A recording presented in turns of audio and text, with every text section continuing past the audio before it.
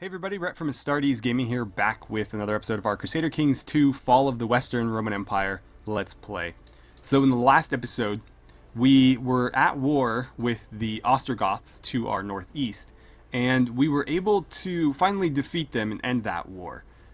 We sort of played around with the Federati mechanic and found out that it wasn't really beneficial to us at the moment, so I went ahead and reloaded an old save to before we ended the war and went with a different option, just so we kind of had an idea of how all that worked. And so I think technically they are still beholden to defend our borders or something, but they're not doing it within my territory anymore. Basically, the first option we chose gave them all of my land, and I believe cost me my mercenary company as well. It was a mess, and so obviously it wasn't worth doing. But the important thing is that we got a bunch of money and a bunch of prestige from that, so it won't be long before we're able to turn around, declare war on them, and use our claim to effectively take all of their land for our own. Also, we had somebody arrive at our court that was a lot more important than he initially appeared. So let's find this guy. There he is, Mr. Bullcut here. So, Prince Romulus of the Western Roman Empire. This guy is the son of Anthemius Constantinus, who was at one point the emperor of the Western Roman Empire. For whatever reason, he came to our court, and we saw that he has claims on the Western and Eastern Roman Empires, as well as the Kingdom of Italy. And these are strong claims that can be inherited. My claim is also strong, but it's only on the West, and it cannot be inherited unless I press it in war first. So, what happens is if we're not able to press this, then it just goes away as soon as he dies. So if we can't act on it in his lifetime, then that's the end of it. But with this guy betrothed to our daughter, and this will take a little while to take effect. He's 20, she's 8, but when she's 16, they can go ahead and get married. Their children will inherit these no matter what. And we made sure it was matrilineal, so all of the children will be of the Nepos dynasty. So they'll be under her banner, not his. And that means that we'll have Nepos children, grandchildren of our main character, that will have claims on all 3 of those titles. So that's going to be really, really important. Now, that might completely overshadow our eldest son. And so I'm going to see if I can't maybe maneuver a way to make her possibly the heir, or at least some way to make her grandson, or our grandson, her eldest son, whenever he comes about, the heir. So for now, what I can do is I can enact an inheritance law. We've, I think, just hit 10 years in, I was going to say in office, but on the throne. And so agnatic cognatic would mean that if there's no males available, females can inherit. Absolute means it's fair game, male or female, doesn't matter, just whoever's oldest goes first, or whoever, fits this. But that's not going to really help us. I wanted to do it anyways, just because it's a good long-term strategy. That way, if for whatever reason one of your rulers doesn't have a son, a daughter will still suffice. It helps you maintain power, so it is a good idea to do, but this is what we would need in order to make the eldest daughter the heir, unless the kid died, and I don't really want to assassinate him. Gavelkind is an interesting option. I don't like it. I'm not going to do it because it can be a real problem. None of these are really going to give her any sort of leg up over him, though, so I'm just going to go ahead and do this. And that makes the daughter and the sister potential heirs now as well. Okay, let's get started. I'm going to slow things down just a little bit here. Somebody needs... Oh, you need a guardian. Well, it's going to be me. No, he's not particularly good. Yeah, there's no reason not to have Julius do it because we only have 2 children and he's allowed 2 guardians. Or 2... pupils, I guess. He is the guardian. So yeah, we may as well have both of his children under us, and then we have more control over their traits. And he is a pretty good character, so there's really no reason not to. Then again, I like having the choice when those events trigger of what to do, because the AI, even with very good characters, can make some really stupid decisions. So generally those are best left in the player's hands. Now, if it was somebody who had no chance of inheriting the throne whatsoever, I would just give it to a good character who had decent traits and hope some of them get passed on, which it doesn't actually work that way. But they kind of fall in line in terms of skill. So, for example, the sister's really good at martial skill, but not good at much else. So if she were somebody's guardian, that character would learn martial skill a little bit faster. But when it comes to these decisions, their traits don't affect these.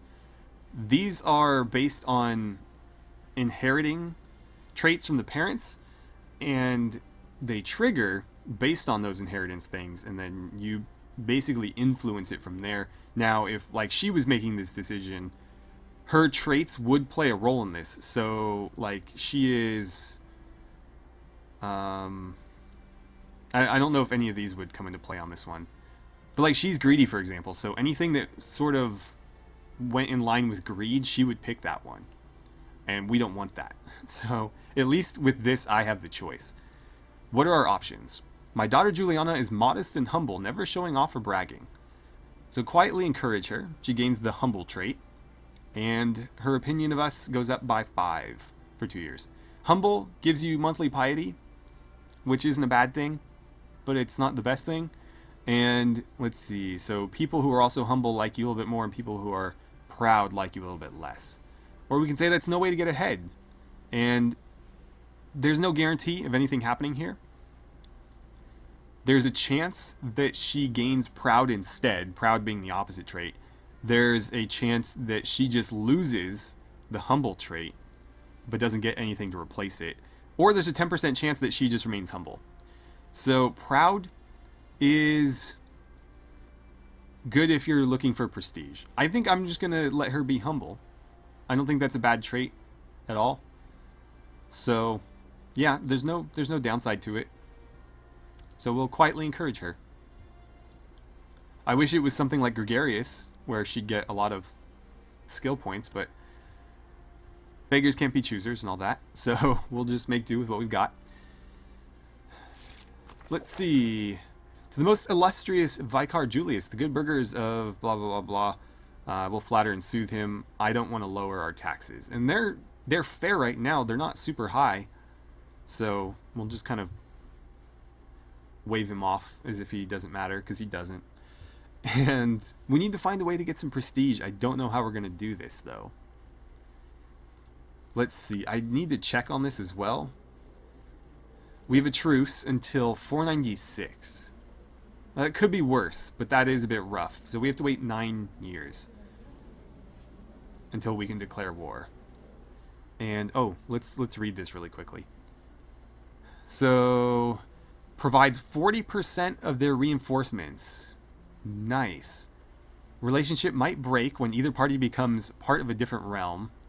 Can call them into war. Wait, it works both ways? I think they can ask me. Yeah. So, they're the tributary. They can ask me to join a war. I can ask them to join a war. But they can't refuse my request. I can refuse theirs. They can fight other tributaries of ours. We don't have any others, so that's irrelevant. And they can we can intervene in infighting. Got it. That's kind of cool. That will help us defend against potential attacks and whatnot.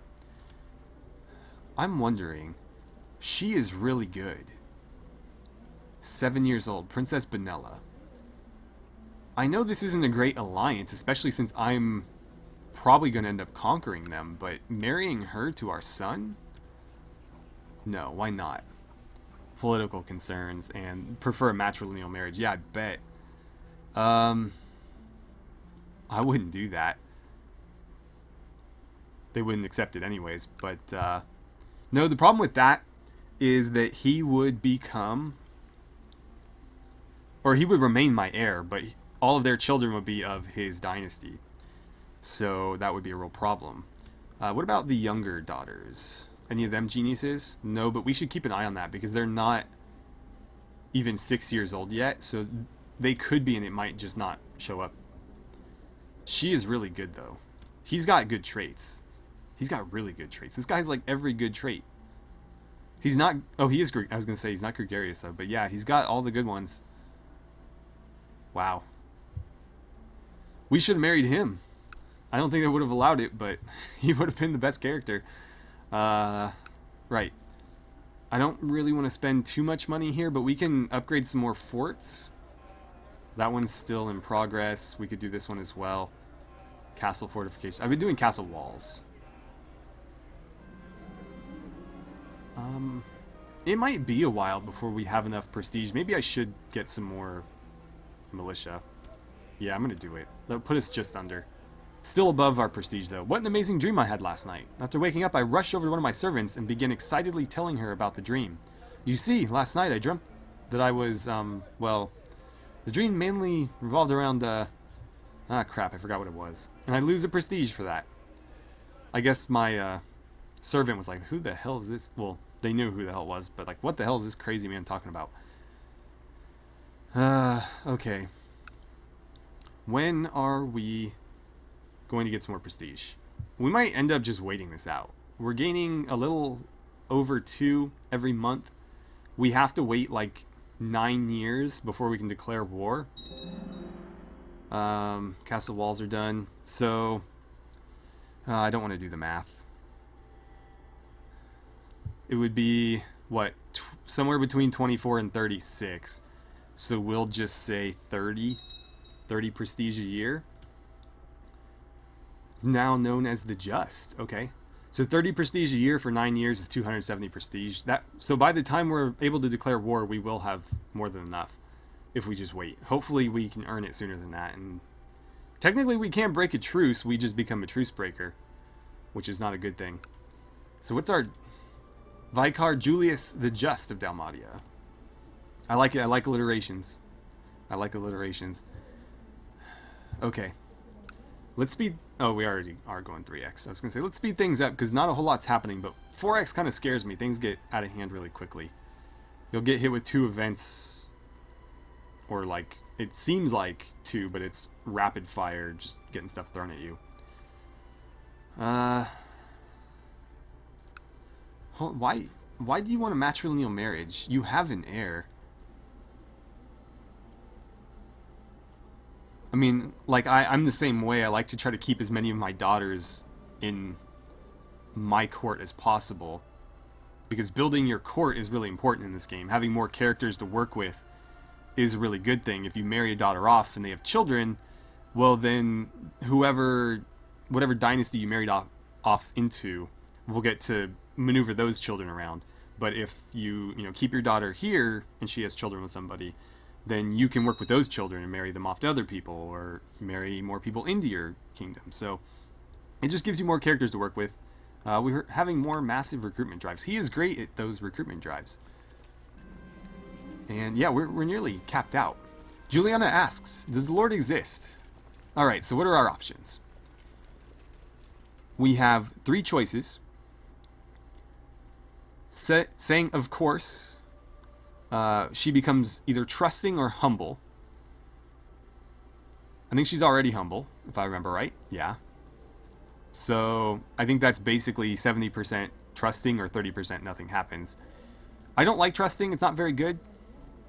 Any skill where you're taking a net loss, or any trait where you're taking a net loss in skill points, is generally a bad thing. So we can say, let me tell you about matters of faith. 90% that she becomes zealous, which is actually not a bad trait. It gives her some martial skill. And more monthly piety. She is going to be very pious. Or there's a very slim chance she becomes kind, which is not a bad trait either. It's not a great trait because you're trading 2 for 2. So it's basically, do you want intrigue or diplomacy? And then we can say, let me explain how things really are. And I feel like this would be more in line with Julius Nepos. I mean, I don't know much about the man himself in reality. I haven't read much about him. but I'm sort of playing him as kind of somebody that you like, a character in sort of a like a period piece TV show. I kind of see him as sort of like Egbert of Wessex in Vikings. Like he plays pious because he knows that that's kind of the game, and so there's people that, you know, like, they're really pious. He uses that to manipulate them, but he doesn't really necessarily believe. He just knows that he has to pretend like he does to play the game. And that's kind of how I see Julius Nepos, being a little bit cunning like that. Not necessarily a bad person, just very pragmatic and kind of streetwise. So 70% chance of cynical, 30% chance of proud. Cynical, I wouldn't mind. It's going to hurt her piety a little bit, but I believe with trusting, with humble, yeah, she's still in a net gain in monthly piety. That would give her 2 intrigue. If she got proud, though, that would replace her humble trait. I'm going to go with this one. Let's tell her how things really are. Cynical. Okay, cool. So she's got 5 intrigue now. Cool. My little son, Prince Julius, always has his nose in the scriptures and spends all his time among the priests. Okay, so what are our options here? Loses the trait. He was cynical? Alright, so he would lose it and gain zealous plus a point into learning. So zealous would give him 2 martial. I don't mind that because he's already got high intrigue. Or I will not raise a zealot. He just loses zealous. But he already has cynical. I like the idea of martial skill.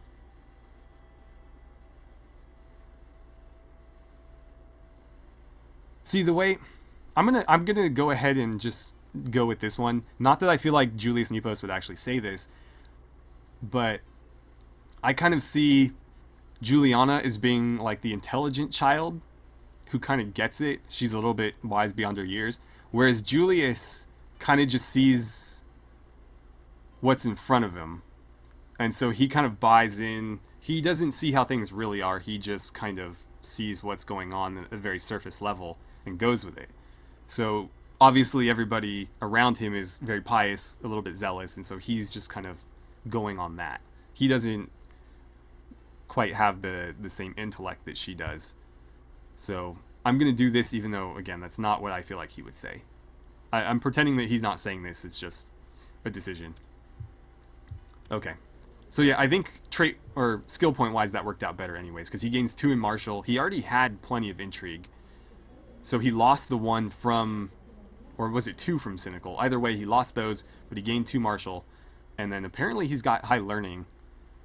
He had 3, and then that event gave him 1 more. So we need to get him, if he's going to end up being ruler, which I don't necessarily want, he would need some more diplomacy and stewardship. Learning is probably the least important. Intrigue is a big deal.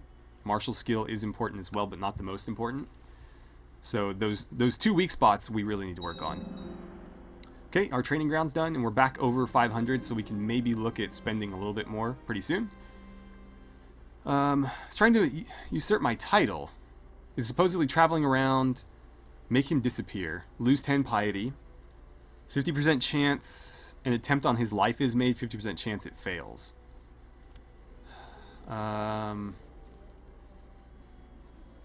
This is the guy he's sending, not the person trying to actually usurp the title. This is his agent. Try to bribe him. I think I'd rather just kill him, to be honest. That could backfire, though. I don't mind spending the piety. We are over 100 right now. Those are tough odds, though. I'm going to do it. What's the worst that can happen? It's not like we become a kinslayer or anything. They fail miserably, and he continues his work. At least we didn't lose anything for that, other than the piety. Okay, we're up over 400. Oh, and apparently they got it. Well, I was right to try to kill him then. There's a lot of people vying for my territory. Decided to go ahead and use the claim. And we lose relation with him. That's fine. I don't think any of these people would be able to even enforce it, though. If they declared war, we have that entire legion, and then we could call these guys in at any point. They don't have a lot of men. I wiped out most of them, but they have at least 1,000. Okay, good. You're making him like us a little bit more. Establishment of the Frankish kingdom, probably. You, King of the Franks? Yeah. Childeric the Great. Okay. So after decades of divisions and infighting, Childeric of the Frankish kingdom has proclaimed a united Frankish kingdom, heralding a new political system amongst the formerly divided Frankish people. With this union under a mighty ruler, the Franks pose a formidable military threat to their direct neighbors, and their aim seems to be continue on the path of conquest. Well, I'm nowhere near them, so by all means, let's see, where are they actually on the map? Those are the Visigoths. Not there. Those are the Alamans. Where is their territory at? This one, okay. Okay, well, they're not that large, to be honest. They're not any larger than the Ostrogoths. And after we take that territory, we'll be way bigger than them. Well, not way bigger, but bigger. So the lady almost ran me down as I entered the hall. Tearfully, she told me that my daughter Juliana had insulted her again. So what are our options? Alright, so Justinia would like me less, but Juliana would like me more. She gains the trait honest, which hurts her intrigue but helps her diplomacy. We can praise her honesty to the court. She gains 1 diplomacy, 5 prestige. Paulus and Anastasius, for whatever reason, will not like me. A little bit. We can tell her that honesty has its bounds and she will lose the trait. Or we can punish her for her insults and she gains, or there's a chance that she becomes deceitful. What are your current stats? 5, 2, 2, 3, 1. So that's probably not the best option. I think this is smarter because she'll gain a free diplomacy point. Those 2 randos will like me a little bit less, but I don't really care about that. She'll get a bit of prestige too, not that that's super important. Although her prestige is almost as much as mine. So either she'll like me a little bit more or I can give her a free diplomacy point and some prestige. I think that makes the most sense. I would rather she be honest than deceitful. I think. So she's at -2 intrigue, which means previously she was at 5 and then +3 diplomacy, so previously she was at 2. If she became deceitful instead, I think she'd go down to 0 diplomacy. Yeah, I think this is better. I think honest is better, so we're going to praise her honesty. Oh, did it already factor that in? I guess it did, because we didn't get up to 6. My son Julius lacks all passion and ambition, perfectly content with his lot in life. Uh-oh. Alright, so gains the trait content. Or that will not do. He loses the trait content. That's fine. I don't want him to be content. That's not a good trait. If he ends up being our ruler, that's a really bad trait. If he's not, it's not the worst, but it's still not good. Like, if he was his 2nd or 3rd son, that'd be fine. But he's a 1st son, so we're going to have to say no. I don't know if he's going to be a very good character. We'll see. He's still young, but still off to a great start. So, Aelius Orestes just had a daughter named Mesalana. Mesalena. There we go. I got it. He's having plenty of children. It'd be nice if we had some more. Preferably more daughters. Daughters are a little bit more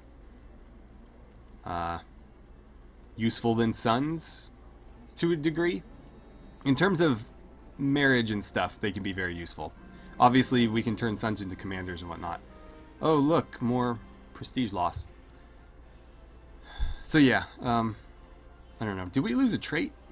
I think we might have lost a trait. That's so disappointing that neither of these kids are quick. It's a real shame. You still aren't betrothed. Let's see it let's look at our options. We don't want to do it that way. That's within our I think we have to do it this way if we want to see everybody outside of our court. So who is this? Maximus the Prudent. Pretty good diplomat. He's got several claims. Strong claim on the Duchy of Septim. Okay, well, you've got claims. That's always good.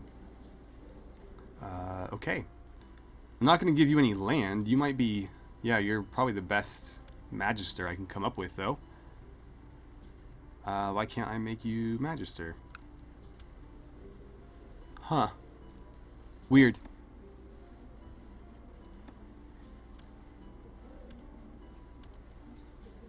Right, well, he's got 2 kids.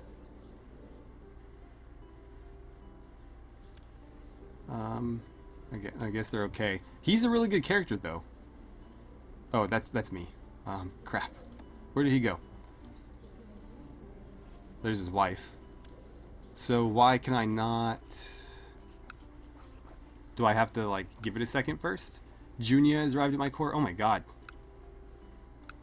Where are all those people coming from? Well, I'll rename some of these guys. Let's see... If any of them are good generals, that would help. You are the best spy master I've seen. You are Jewish, okay. Marian, more of a theologian. Same with him. Decius, there's a general, kind of. Sextus, more of a diplomat. These guys are all kind of old. Where did they come from? I wish it told me. You're a steward. You might be the best steward we have. Theologian. A lot of people that are really into learning and not much else. And then those are your kids. Okay. Let's get this moving. Can I appoint them? Why is he not in here? I don't understand. Sextus is. He's still better than Diocletian, so I think I'm going to do it. Yeah, go ahead and do that. I know he's idle. Fabricate claims, sow dissent. We could go sow dissent down here. Try to cause them some problems. Or we can continue improving relations. Let's try to butter up the Emperor. Where's his... Oh, so he went back to... Whoever is the Emperor went back to Constantinople. You should not be leading armies. Apparently we did not have anybody collecting taxes. That's interesting. Well, Alexander, that's going to be your job. They must have died or something. I don't recall being notified. And then you are replaced. This guy doesn't like me, though. That might be a problem.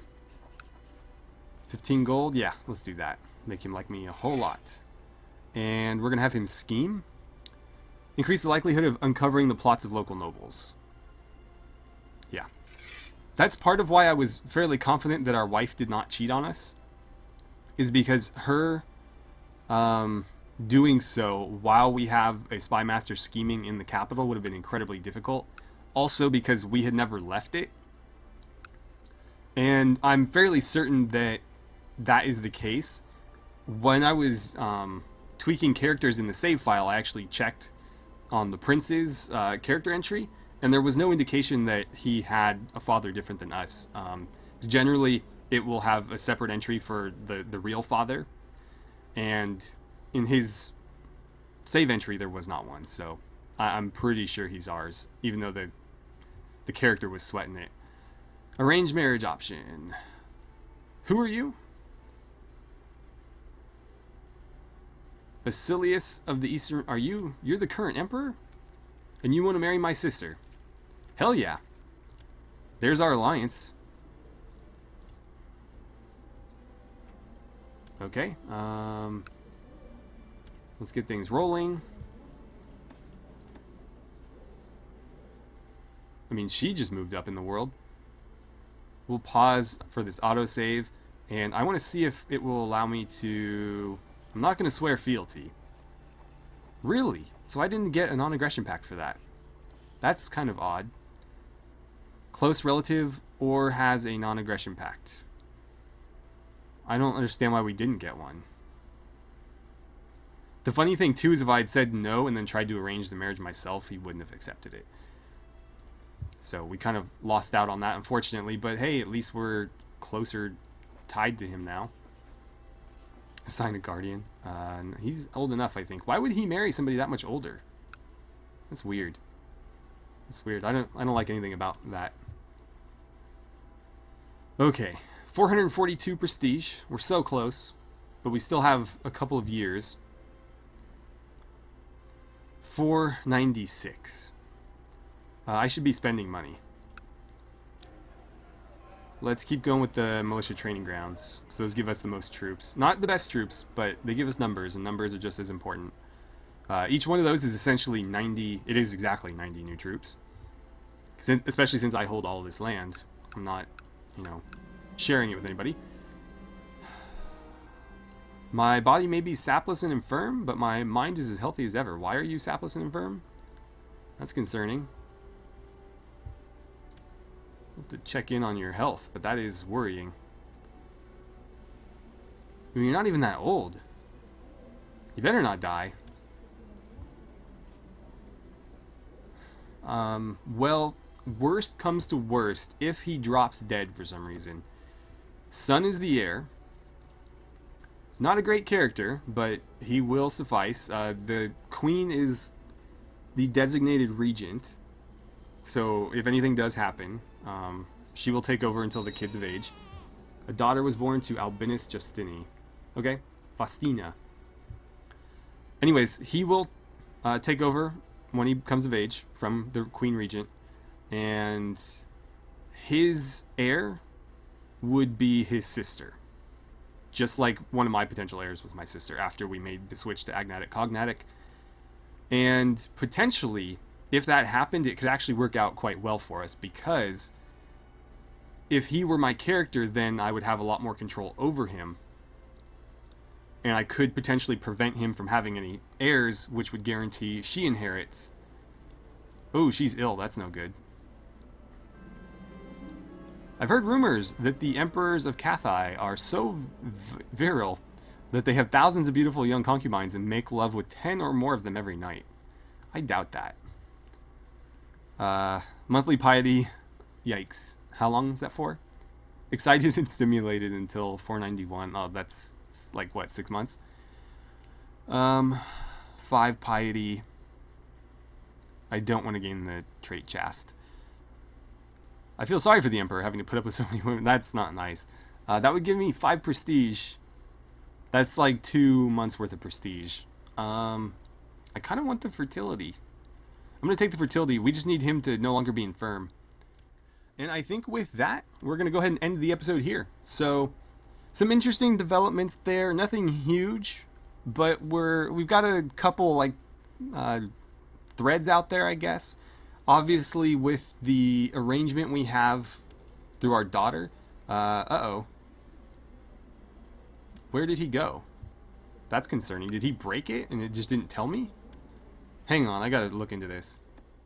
Okay, well, he's not in my court anymore. I'm gonna have to go back into the video, get his name, and then search him to see what the hell happened, but it didn't notify me that he broke the betrothal, which it should have, because that's kind of a big deal. But otherwise, I'll leave it here for now. So thank you guys so much for watching. I had a great time playing some Crusader Kings 2 with you, and I look forward to seeing you guys back here for the next episode.